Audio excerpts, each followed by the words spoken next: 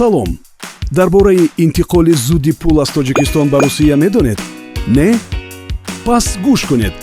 барои ин ба мо смартфон, корти миллӣ ва замимаи осон лозим аст. замимаро кушода дар экрани асосӣ самти интиқолро интихоб мекунем. маълумоти корти худ ва корти шахси гирандаи маблағро ворид карда ҳаҷми пулро менависем. пулро наздикону пайвандони шумо баъди 1 дақиқа гирифта метавонанд. осон интиқоли фаврии пул аз тоҷикистон ба русия.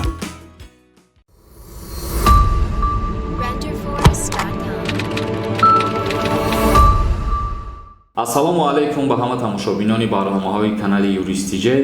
барои моро дастгирӣ кардан дар ссилкаи комментария закрепид кардагӣ бидурен регистратсия кунед. видеои имрӯзаи мо дар бораи ҳуҷҷатгузориҳо дар Федератсияи Россия баҳри муҳоҷирони меҳнатие ки дар уҷа дар давраи беморӣ айни ҳол қарор доранд ва баъзан нафарош ҳуҷҷатгузорӣ кардагӣ ҳастанд ва баъзеи дигараш ҳуҷҷатҳошон буд шидагӣ қарори нав буромадагӣ мумкин баъзеҳо хабардор шидагӣ бошанд барое ки як 3 рӯз ё 4 рӯз пеш буромадагӣ мутаассифона аз сабаби камтар зиёд будани коромон мо ҳамира сари вақт ба шумо пешниҳод карда натонистем, лекин ба ҳар ҳол ҳастанд иҷа бародарое ки танҳо видеоҳо ва хабарҳои моро интизор мешаванд. ира мо баҳри ҳамӯ одамозӣ мефаҳмонем. қарор оиди эҳтимоли тамдиди сабукиҳо барои шаҳрвандони хориҷӣ дар Федератсияи Россия. дар Россия метавонанд фармони президенти кишвар дар бораи сабукиҳо дар давраи ҳамагирии беморӣ барои муҳоҷиронро то тобистони соли 2021 тамдид кунанд. хабар медиҳад парламентская газета. дар ин бора сардори сароёсати масоили муҳоҷирати вазорати корҳои дохилии Русия Адзинов хабар медиҳад. зимни ҷаласа оид ба мутобиқсозии иҷтимоӣ ва фарҳангии муҳоҷирон дар шӯрои Федератсияи Россия иброз дошт. гуфта шуд ки ҳоло тамдиди ин фармон барои 6 моҳи дигар баррасӣ мешавад. ва боз Адзинов қайд кард ки мо ба дастгоҳи президент оид ба тамдиди минбаъдаи фармон кор карда истодаем. эҳтимол сабукиҳо то тобистони соли ояндаи 2021 тамдид карда шаванд, гуфт Адзинов. яъне ки то тобистони соли 2021 ҳамин ҳуҷҷатгузориҳое ки чандин маротиба аз ҷониби президенти Федератсияи Россия баҳри муҳоҷирони меҳнатӣ яъне баҳри мигрантҳо сабукиҳо овард, мумкин аст ки боз то тобистони соли 2021 ҳамин хел сабукиҳо барои муҳоҷирони меҳнатӣ аз ҷониби президент аз ҷониби ҳукумати Федератсияи Россия оварда шавад.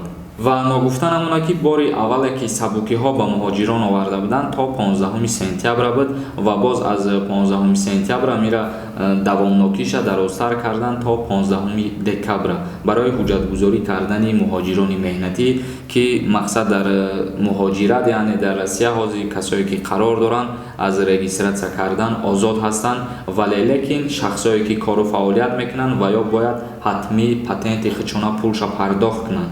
ва боз як чизи дигар дар ӯ фармони 15 сентябр омадагӣ буд ки агар ҳар касе ки кору фаъолият намекунад бекор мондагие дар Россия вай маҷбур нест ки патент пули биспорад, яъне пардохт кардани пули патента баҳри касое гуфтагианд ки вай дар ягон ҷо кору фаъолият кардест. патент меспорад, лекин аз регистратсия кардан озодае. ва боз дар ин фармони моҳи сентябр яъне дар 15 сентябр оварда шудагӣ буд ки шахсое ки дар уҷа донишҷӯ ҳастанд пештар донишҷӯҳо кор карда наметонистанд. мисол агар кор мекардан бе патент меқабиданд, ҷаримашон мекардан ё ки дигар ба ҳуқуқвайронкуниҳо роҳ медодан, ҳамин гуна ҳисобида мешид. вале дар ҳамун фармони моҳи сентябр баҳри донишҷӯёни сабукиҳо ворид карданд ки гуфтанд ҳар касе ки дар Федератсияи Россия таҳсил мекунад метавонад берун аз дарсаш яъне ки баъд аз дарси худаш бе патент дар ягон ҷо кору фаъолият кунад. танҳо ин баҳри донишҷӯҳо буд ва шахсое ки кору фаъолият намекунанд аз супоридани патент озод ҳастанд. ва дар инҷа бо як савол ба миён меояд ки баъзан нафарон мегӯянд ки ин фармонҳо ин хабарҳо ҳамаш дурӯғ аст, лекин ин фармон ва ин қарорҳо ҳамаш аз ҷониби президенти Федератсияи Россия Путин ба имзо расидагӣ.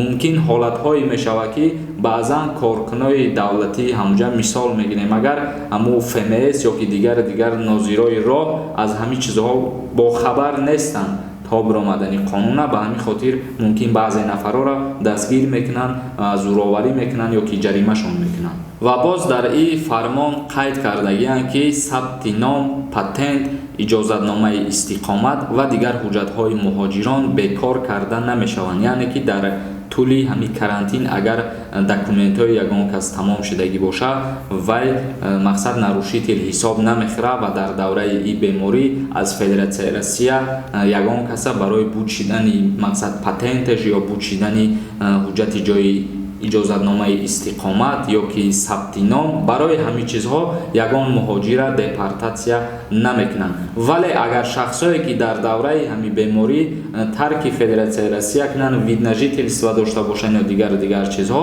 ин шахсиятҳо дар ин давра агар вориди Тоҷикистон шавад, дуюм бора гашта рафта наметавонанд ва ҳуҷҷатҳошон аннулировад мешавад. Ва ногуфта намонад ки ин қарора ин дастхата Адзинов пешниҳод кардагӣ ба президенти Федератсияи Россия ҳоло ин то ҳол ҳал фасл шудааст, ба имзо ки расид то тобистони соли 2021 боз ба муҳоҷирони меҳнатӣ ки дар Россия қарор доранд аз ҷониби ҳукумати Россия сабукиҳо оварда мешавад. бародарони азиз, видеоро ҷамъбаст мекунем. ягон саволи дигар бошад дар поёни видео бинависен ё ки дар Instagram ва хабарҳои нав ва видеоҳои нави моро интизор бошед. дар канали Юрист TJ обуна шидана фаромӯш намекунем. худованд ҳамаи мо ва шуморо нигаҳбон бошад.